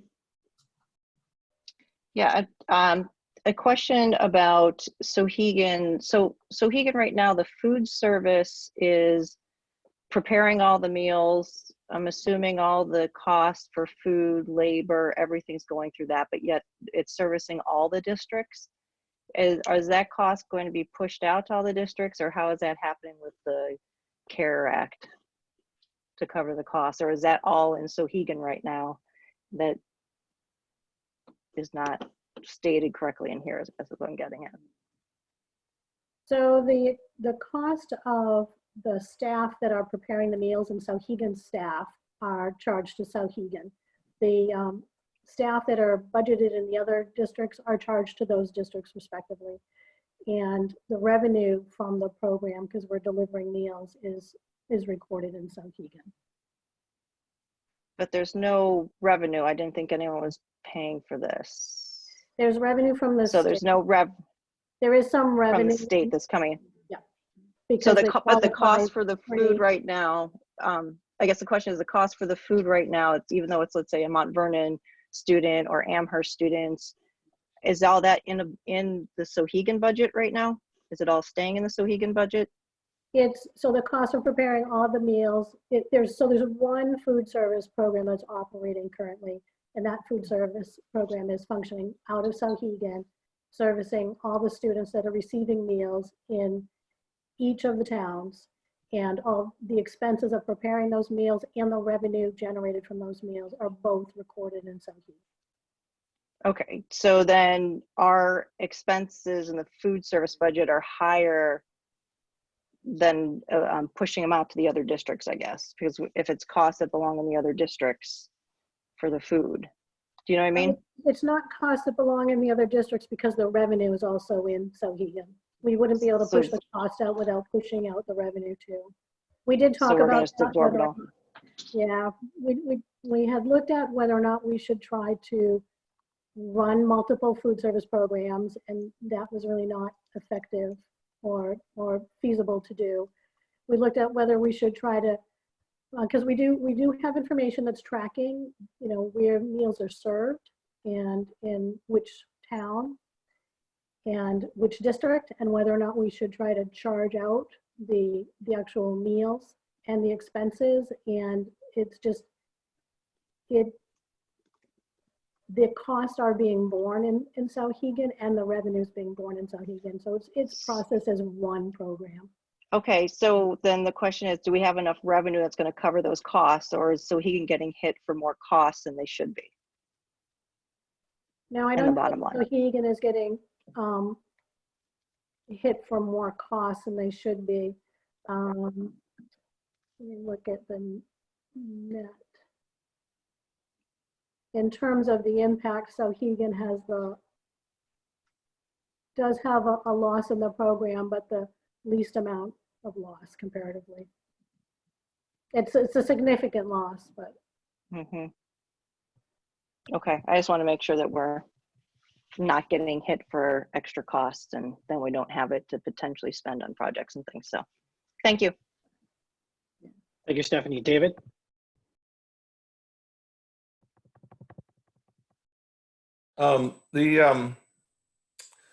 Michelle, this is a question for you. We can't exceed, by the end of the year, we can't exceed our budget. That's for sure. Right. Is it by, if we exceed it by $1, let me just ask you, the $1, do we have to go to a special meeting to approve that $1? Or can we exceed it by $500,000? Does that require a special meeting? It's a really good question. The appropriation threshold is a hard stop. We have no authority to expend anything greater than what was authorized by the voters. Okay, then I have a follow-up question on that. If that's the case, is it dependent on your budget to reserve? We really probably shouldn't, in Hagen at least, we shouldn't probably spend any of the $291,000 prior to the last meeting of the year, which would be next month. And if we choose to do so, there's still 30, 40 days or something like that of expenses that may be incurred in that fiscal year. What kind of reserve do you want to put in there to make sure that you don't overspend? That's a key question. And is it a percentage? This is a lesson for the other districts as well. Is it a percentage of that amount of your budget, or is it just a raw number? Or can you forecast it well enough so that you have a precise number? Well, I think we've done a fairly good job of forecasting, but things do shift. You know, when I looked at the numbers 2 or so months ago, it was prior to us thinking that we were going to get a credit from the bus company. And then they took different action, and that was a pretty significant shift. So, you know, I want to say that the numbers are fairly solid, but we could have professional development needs. We could have, you know, new software needs if we're going to be doing long distance learning and coordinating that, you know, in a different way for the short period of time we have left. So I know the information to the extent that our programs are set and things don't change. I can't predict that things won't change. So if you were the Hagen board, you wouldn't spend $291,000 then. You'd spend something less than that. So the challenge that I would have, I guess, if you want now you're asking for my opinion. So yeah, the challenge that I would have is that on the MS-26, we projected that we would return 400,000. And so the question would be, would you want to return something less than that? At this point in time, I can't predict that we're going to have a significant amount greater than what we had projected of, you know, the 400,000. But you certainly can use the 291,000 toward projects and have just the revenue go back at the time that we do the tax rate setting. I don't know if that answered your question. Not quite, but I think I got the idea that we have to leave something in the bank before we start allocating spending money. Well, you can't spend the excess revenue. So you can only expend to the threshold of the budget. And right now, I'm projecting that there's about 291,000 available unused expenditure budget. Okay, so then another question I have relative to this is really on the SAU side, where there's, I think, $55,000 available. What can that be spent on? Is it only building expenses in the SAU? Is it, I mean, you know, could you buy something for the whole SAU that could be shared in shared use? You like a could, sanitary it would be SAU expenditure, right? So it would have to be an SAU expenditure. If it were something that benefited all of the districts. Yes. Yeah. Like a sanitizing sprayer.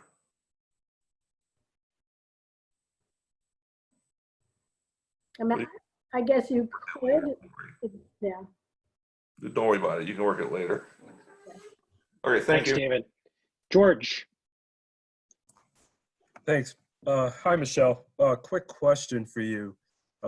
Has there been a carve out under CARES or a provision under the PPP for school districts that we've looked at?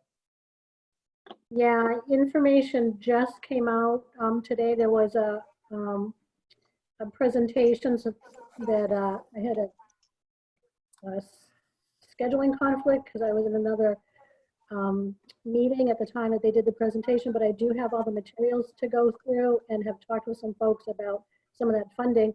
I don't yet know to what degree we are going to be able to use funding to offset some of these costs that we've had that are COVID related costs. We have tracked them and we did submit a report, as did other districts throughout the state. The state was gathering that information. I'm hearing mixed feedback with respect to what the funding is going to cover as compared to what we thought the funding might cover. So clearly there's more work to be done there to look at what's available. At the very least, I think we should look into, and again, that's dependent upon the availability of the funds anyway, because there's certainly more entities out there that are looking for these type of funds than what's currently available. The first round, it was already exhausted. We were lucky enough to get a portion from the second round, but you don't necessarily have to show COVID-19, I guess the word I'm looking for is, some sort of bad result out of it. It will cover up to, and a portion of it is forgiven as long as 75% is used on payroll related expenses, which includes benefits, as well as you can cover up to 25% of it can be used on leasing, utilities, and things along those lines. So I think that's something we seriously want to consider to help offset that. And as long as you stay within that range, 100% of it will be forgivable, or up to that. So that's something we certainly would, and we would have to look at who we currently, our banking relationship is with for the application. And you get a pretty quick turnaround. And again, but at this stage, I don't know how much of that would be available to us, but something we certainly want to take a look at. Yeah, it's a good point. I'm not sure that we're eligible for that specific funding. I was referring to some grant funding that came out that was earmarked for school districts. And that was recently, literally just reviewed today, recently released. So, George, I'm familiar with what you're talking about, but I believe that's just for small businesses. I don't believe that municipalities and school districts are eligible for it. Okay, yeah, that's the only thing. I mean, we're technically not a small business, but we were able to get secure funding on that. But I didn't know if there was a provision in there for municipalities or school districts. So thanks for that, Amy. No, I think I would have heard about that from my counterparts pretty clearly this morning if there was funding available there. Yeah, I don't think it's been exhausted yet, and on a first come, first applied basis, but okay. All right. It sounds like you guys have looked into it anyway. Thank you. Great. Thanks, George. Adam, for the rest of the superintendent's report. Thank you. Some updates on some hiring that's taken place at the SAU level. First, Roger Preston has been hired as the SAU Director of Facilities, effective July 1st. Amina Fazlik, who's on this call and will be with the board in non-public in a few minutes, is our new Human Resources Director. Kimberly Sarfty has been hired as the Mount Vernon Village School Principal, effective July 1st, and is already working with John Schuttinger to ensure a smooth transition. And we have several teaching positions throughout our SAU that are going through the pipeline. Many will be approved tonight. And I am very impressed so far with the fleet of teachers that we're bringing in along the way. 3 positions still open include the Athletic Director at Sauhegan, the Dean of Faculty at Sauhegan, and the Secondary Director of Curriculum Instruction and Assessment, where we're still moving forward in that process. A few other updates were included in my superintendent's report. And I'd be happy to answer any questions about those as well. And I'm trying to see if I've missed anything. I believe that's it for this evening, Mr. Chair, but happy to answer any questions. Great, thank you. Peter. Thanks, Steve. This question is for Adam. Is just curious on how early are you folks going to be able to test the students at all grade levels to determine what exactly the learning gaps have been because of what we've gone through here? I know that there's certain time frames, and I don't know them, but certain time frames of the year where you're taking different, whether they be state tests, national tests, whatever. But is there going to be any incremental testing that you folks are going to implement, say in the first month of when you're back physically in a building, to determine the gaps for all students? Yeah, that's a great point. So both formally and informally. So something our teachers do without even thinking is assess where their students are at. They do that every class, every week, every month. That's part of the job of a teacher, is to know where they need to begin their instruction. So that'll happen right away informally, as our teachers do as a habit, frankly. But we also will be doing our formal NWEA testing very soon off in the fall, once we get established, to understand where we stand. Part of what we're doing in the last week of school for teachers after May 29th is we're asking our teachers to provide extensive narrative progress reporting as part of the report cards, so that the ensuing school year's teachers have that as a record and can refer back to it on the individual student level to understand what gaps exist for individual students. So that's one of the reasons we shortened the school year a little bit, was to have extra time for teachers to do that extensive progress monitoring. Awesome. Laura Taylor.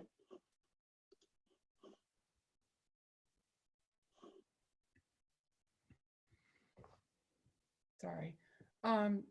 As much as I appreciate the meeting and the coordination of the SAU 39 meeting, I don't see how we can have reconfiguration without having it approved by the voters. So I wanted to just make a statement that each board member is accountable for the board they were voted on, for all the state curriculum, strategy, policy, budget, etc., on their individual boards, that those are the legal boards. And I wanted to say that the transcript hasn't, that was the first thing on your item, and did I miss it? I just didn't hear anything about it. Only if you didn't notice it in the packet as part of my superintendent's report. Right, I feel that you should discuss it, that it's something that a lot of people are interested in. Sure, happy to. So included in the packet, page 13 and 14, there's a pretty extensive update about the transcript process and where it stands. And I've updated the board on this several times about where we're going. And that process is continuing despite our setback with COVID-19. And so Christine, who is on this call, is doing most of that work right now in conjunction with several different stakeholder groups along the way. And so right now we're in the process of getting feedback from those stakeholder groups. And the plan is in June for the Hagen Cooperative School Board to review and approve that transcript after it's gone through the community council process during this month.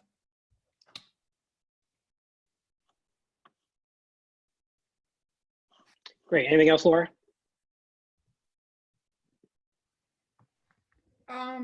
Well, I wanted to say that I don't feel that I know, as I don't speak for our board, I'm just a member, but I don't think we've gotten that many updates as far as everything that's possibly going on with COVID. I know you're very busy and that you're on a lot of calls, and I don't want to burden you with that, but the information that I've seen come out, like we were talking last year about even having weekly board updates on board issues. And I know that you're overwhelmed right now you've got a lot going on, but we're not even getting updates on what are your ideas about the fall and how are things going with remote learning, et cetera. You know, the things that it seems like they would be pretty important at this time. Well, first of all, no one's overwhelmed. I'm not overwhelmed in the least, and am relying on the expertise of my team and what we're doing to make this work this spring. So I'm happy to provide any additional updates that you might have, and any questions that you send along, I'd be happy to answer. But I try to spend plenty of time during this particular superintendent's update to give information not only to the board, but to the public. Awesome. Thank you, Adam. And Laura, just for a point of order or reference, we did decide back in our October meeting that we're going to try to streamline these SAU 39 meetings. The vote was 13-1 with only one member voting against, but the whole goal of making sure that we're all on the same page. And same page in terms of information and content as we try to streamline our district across the board from a curriculum standpoint. So we're aware of what other boards are actually going through. This is probably the first official meeting where it's actually being implemented in a consolidated effort. And I absolutely welcome your feedback if you want to shoot me an email after in terms of some advice about things that we can do in subsequent meetings.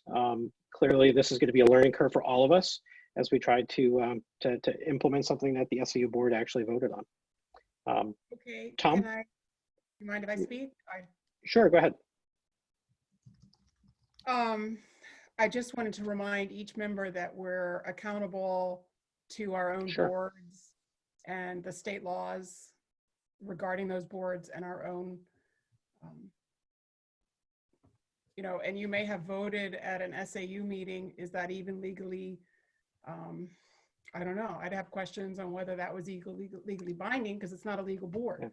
Yeah. It's a nice informational part of our district, and I appreciate the effort, but that shouldn't eliminate the need for and the responsibility of all the other boards and their members. And I just want to make it on the record that I said that to each and every member. Thank you, Laura. Thank you. Thank you, Laura. Tom? Yeah, I just had a quick question. What level of confidence do you have that the start times will be altered to begin the 2021 school year, so in 16 months? Well, that's a board decision, and individual boards have to sign off on that happening. The SAU board that gave me the directive to move forward in the planning phase of that was very strong. And so we're going to make that happen if that continues to be a priority of the board. The first step in that process is the high school schedule being redone.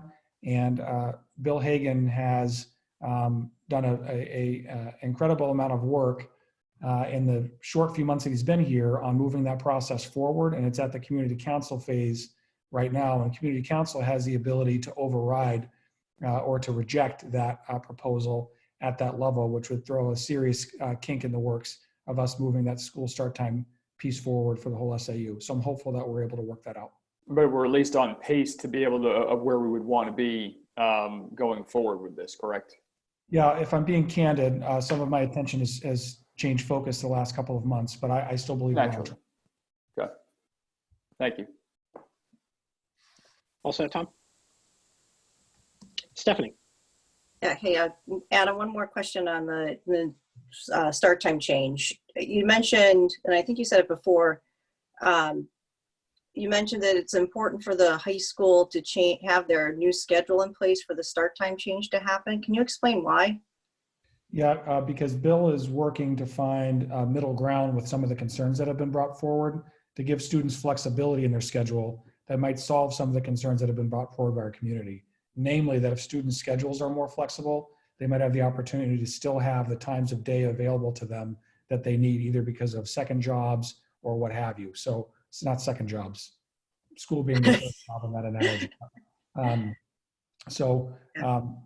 Bill's solution was to provide flexibility in the schedule that can provide our students options and choice without having it be a rigid thing like it would be naturally. So I find that to be, given the community's feedback, and community council's feedback, I find that to be a critical path issue.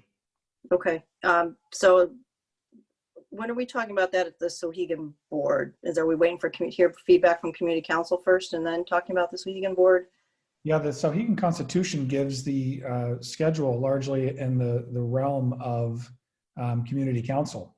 The board always has the ability to override community council, but that's something that's avoided when possible. So the community council does have the schedule proposal in front of them at this time. Bill, correct me if I'm wrong, but that's in process even as we speak. Yeah, that's correct, Adam.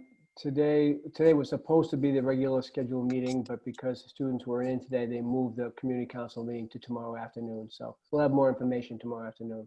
Okay, yeah, because I'd like to hear more. I mean, I'm listening to the last community council meetings, but I have questions about the skinny block, what classes are in there, a couple other questions like that. So I don't know, Bill, do you want me to just reach out to you and have a conversation with you about that, or do you want me to wait to hear from community council stuff first? Why don't we wait to see where community council goes, because we're at a point right now that they're making some decisions about that skinny block, and I'd like to know where they're going to go with it. Yeah, because that really matters what classes fall in there. I think it's important for everyone to know before decisions are made, but okay. Adam, on the hiring process, one of the teachers we were looking for is a Spanish teacher, I believe, but I don't see a rec out for that. Is that something that's going to happen, or do we have a teacher that's covering that, the AP Spanish piece? Bill would have to answer that, and that's a Sohegan specific question, but I believe the positions that's being reduced as part of the budget reductions. Is that right, Bill, or did I get that wrong? That's correct, Adam. We reduced the Sohegan staffing by 2 FTEs, one in the math department, one in the Spanish department. And we're working on a schedule right now where we've covered all the student requests for the various levels of Spanish. So we do have the staffing we need to move forward into next year. Okay, so we're not cutting a class that kids are asking for. That's okay. That makes me feel better. I do have a lot of transcript questions, but it might take up a lot of time. So are we going to have a discussion about the transcript that was put before the 8th grade at the Sohegan board? Yes. The process is after community council provides their input, then we would have had input from everybody at that point, and the school boards now has their chance to weigh in and make a final decision. So school board's the final arbiter of that. Okay, so I'll wait, I guess, because I have a page of questions. Feel free to ask Christine now, maybe not at the board meeting, but perhaps email her over coffee, because she's the expert when it comes to that and can walk. I think these are questions for a lot of people to hear and to understand too, so that's why I want to make sure we have a full discussion on it. Yeah, you bet. Great. Okay, I'm done. Thank you, Stephanie. Amy. Yeah, I just wanted to make a small point of clarification that the SAU board is in fact a board. It is just not a school board, but it does have very specific and important functions. That's all. Great. Thank you, Amy. Good point. Adam, anything else in the superintendent's report? I'm happy to answer any questions that might come up or about anything at all, but that's all I have to highlight. I see David Chen waving like a crazy man up there. Go ahead, David. I sent you a chat, Steve, but I guess you didn't see it. Yeah. Let me get this straight, Adam. You're saying that the community council, his voice is final on this, and the 3 other boards that are duly elected by the citizens of the various towns cannot override that? And then is the community council considering the effects on the schedule change for all of the other school districts that are involved here? So I'm telling you what the Constitution at Sohegan says. The Constitution at Sohegan says that schedule-related issues go to community council for final approval. And I'm not quoting it, but that's the process. But I have to tell you that the Sohegan Constitution, while important, is not a legally binding document that usurps any authority from the principal, the superintendent, the school board, or the voters. So with any decision of community council, both the superintendent and or the school board have the board ability to override those decisions. And the community council does not consider the impact on other school districts because that's not part of their charter. So it is possible that there might be a valid reason for the school board to consider overriding the community council because it might be an unprecedented situation where there's a need for that. My hope is that we always are working together and communicating through our issues to find common ground. But if you're talking strictly from a legal construct, the school board has the final say on policy related issues. And those policy issues have to relate to the other school boards because this is not a decision that can be made only by one of the school districts. All of the other school districts that are involved have buses that are running back and forth towards the different routes.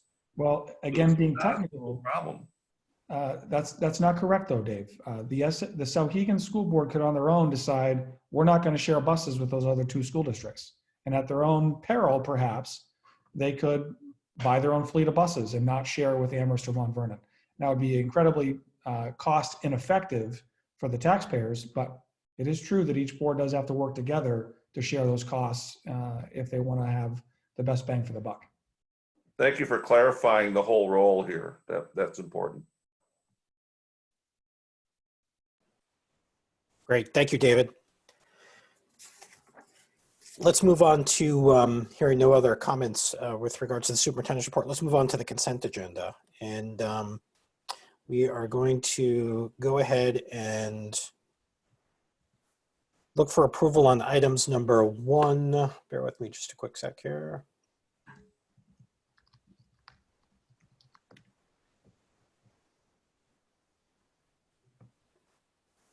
We're going to look for approval on items 1, 2, and 3, and I had a request to pull number 4. Steve Conklin, would you like to just address the reason why we're pulling number 4? I'd be happy to. Number 4 is an instructional or student policy. The SAU has no instruction or students, so it doesn't need to approve a policy like that. And it only needs to live in the 3 individual districts. Great. Thank you. So any questions, or I'll take a motion to accept the consent agenda items 1, 2, and 3. To move to item number 3 would be moving to the individual boards. Policy DAF. I'll move to approve the consent agenda. Great. Do I hear a second? I'll second. Great. Ellen and Laura Taylor, you had your hand raised?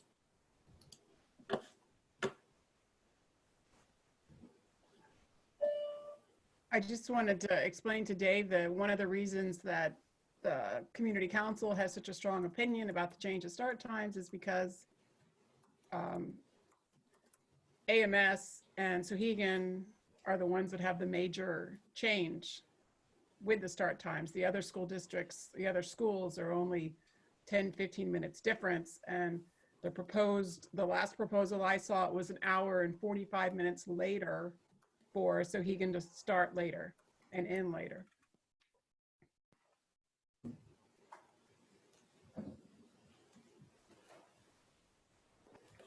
Thanks.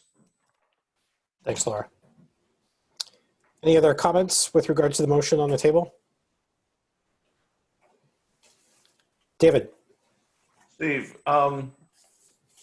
did you make the changes that we talked about earlier today?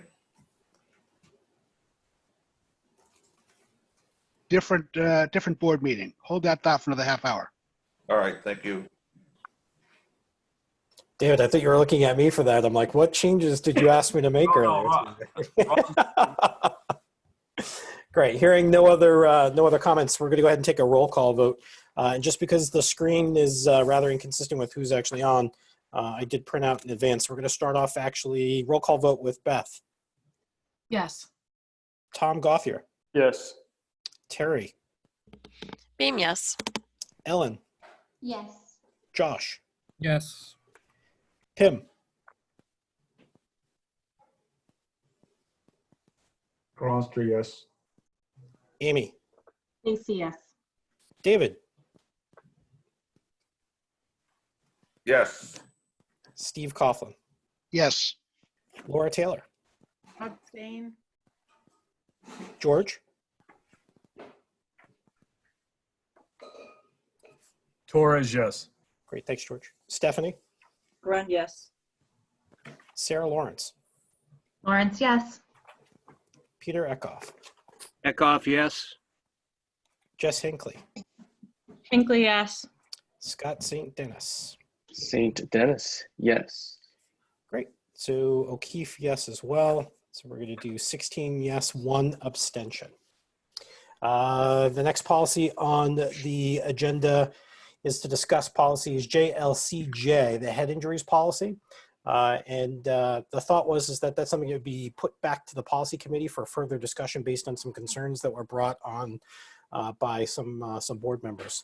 So without objection, I would entertain a motion to move that back to the policy committee for a further review. Mr. Chair, that may not require a motion if that's all you're going to do. Okay. So I was actually going to ask, I'm not sure if it needs to go back to policy for review or if we should actually just take the time to discuss the small thing now that came up. Because we might be able to just kind of decide here and go from there and not actually have to send it back to policy. Okay. I was in the impression it was a rather significant concern with regards to reporting and time frame and trying to coordinate that. I don't think so. I know, Steve, I had brought that up the last 2 times we had discussed this. And I think just going back through the minutes, I just don't remember which minutes they were, if it was Amherst or if it was the SAU minutes, but we had talked about if we're not going to change the policy of when we get that information reported back, we as a board can always request that information early. And as long as we have the ability to do that, then I think I would be fine with just going forward as is and not sending it back to policy. But just making that expectation clear that we may say, hey, if you have it in July, get it to us in July, as opposed to making us wait until September when the new year started. Great. I do remember your concern. That's why I was bringing it up. So No, and I appreciate that, but I remember reading through the minutes and seeing that, we just discussed if it's ready and we can ask for it early. Okay. Beth, is that the only thing that we wanted to bring up with regards to that policy then? Yeah, Tom was the only one that had a question about it. And it was just more of a making sure that everybody was on the same page, because we originally talked about it in a very short time frame. Okay. So it's just making sure that everybody was on the same page and, is the full SAU of what was expected from this policy. And if any language needed to be changed to make that happen. Okay. So then I guess I will entertain a motion to move that to the boards. Oh, yeah. I'll move. Thank you, Steve. Second? I'll second. Great. Thanks, Tom. Another roll call vote. We'll start off with Beth. Kuzma, yes. Tom? Gothier, yes. Terry? Beam, yes. Ellen? Grudzien, yes. Josh? Conklin, yes. Pim? Gronster, yes. Amy? Facey, yes. David? Chen, yes. Steve? Coughlin? Yes. Laura Taylor? Taylor, yes. George? Torres, yes. Stephanie? Grund, yes. Sarah Lawrence? Lawrence, yes. Peter Eckhoff? Eckhoff, yes. Jess Hinckley? Hinckley, yes. And Scott St. Dennis? St. Dennis, yes. Great. O'Keefe, yes. Unanimous. Thank you, guys. The last item on the agenda before we go to non-public was something I added in terms of a second public comment, in terms of our commitment to hearing to the public. And Lisa Eastland actually. Hi, Stephen. You kind of froze up. I think it's my turn. Yes, Lisa. So I just had some so I had some comments and concerns about the transcript, but I know we're running late on time. I can hold them. I forwarded them to Pim and Adam and Christine, so we can send that out to the SAU board, but it's up to you if we have the time for me to read through them quickly. Sure, Lisa, go ahead. Okay, so the SAU transcript, and Christine, you can tell me if it might be on the SAU website. I like the visibility of certain things. I like how it looks, but I am concerned in thinking about that visibility of in the upper right-hand corner when you're looking at the transcript of the graduation competencies that are listed separately. And they used to be work study practices that were folded into the grade. The questions and concerns that I relayed to community council and the SAU, some of them have been because it was a work study practice grade, what was the weight? Was it a homework grade? Was it a quiz grade? Was it a test grade? Because now that it has its own separate spot on the transcript, it seems like it has a lot of weight. When we set something separate and aside, we make it very important. And I'm not sure that weight is equivalent to what was included into the actual lettered grade. The other thing is what evidence do we have from the teachers that support or are required for that graduation competency or that work study practice grade? And if we're going to have that heavy weight, real or perceived, on that graduation competency, what is the rubric that the kids have access to? Because this is all pretty subjective. So what objective things do we have to equal that subjective grade? Is there a way for them to question or rebut that graduation competency grade? That my concern is adding this kind of soft data into the process and onto the transcript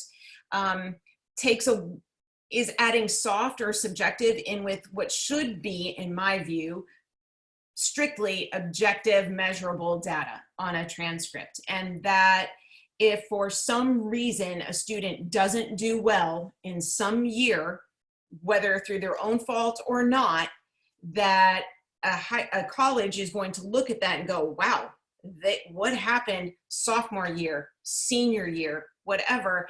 And that is going to be kind of a negative when somebody looks at it, because it's going to be like, yeah, it's great. And then what happened here? And that's not a positive way that we want our students to be looked at. One of the other things that was suggested is on the transcript is having the JRP and the senior project EQs on there. I don't think that's a good idea. One, seniors change EQ, especially if you're early decision, you could have an EQ on there that is not what you end up doing. And so the transcript is not accurate. There are some students who will not follow what they want to do for their senior project because they think that it's not going to look good on their transcripts. So they're going to do what looks good rather than what they really want to do, which is kind of the point behind senior project. And then there are some senior projects and some EQs that colleges are not going to like. They're going to look at that and go, whoa, do we want that person? And again, it kind of puts our kids in a other column. And I'm not sure that is what we want to do with our transcripts. So that was a very quick, brief comment, but I did send that to Pim and Adam and Christine and asked that to be read into the record with Danae. Great. Thank you, Lisa. And Adam, if you can just have that submitted to the record, that'd be awesome. Any other public comments for the superintendent or any of the other speakers? Great, hearing none. For board members, this is going to be your first experience potentially at the SE level with breakout rooms. So you need to do nothing. We're going to hit a button. We're going to go into, I'm going to take a motion, actually a roll call vote for a non-public session to discuss a personnel matter under RSA 91A32. So let's take a motion to move into non-public. I'll make the motion. Great. Thanks, Beth. Second by Ellen. Roll call vote is Beth. Yes. Tom. Gothier, yes. Terry. Beam, yes. Ellen. Grudzien, yes. Josh. Conklin, yes. Great. Pim. Bronster, yes. Amy. Facey, yes. David. Chen, yes. Steve Coughlin. Yes. Laura. Taylor, yes. George. Torres, yes. Stephanie. Grund, yes. Sarah Lawrence. Lawrence, yes. Peter Eckhoff. Eckhoff, yes. Jess Hinckley. Hinckley, yes. Scott St. Dennis. St. Dennis, yes. Great. And O'Keefe, yes. And just one quick announcement to the public.